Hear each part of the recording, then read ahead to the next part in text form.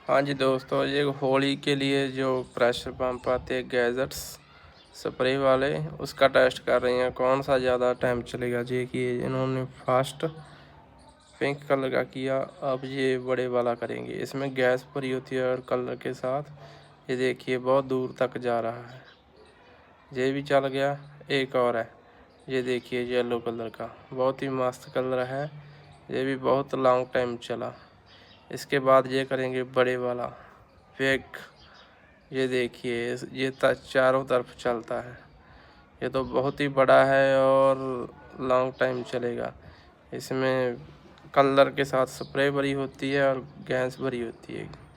ये देखिए हो उससे बड़े वाला, वाह क्या मस्त है।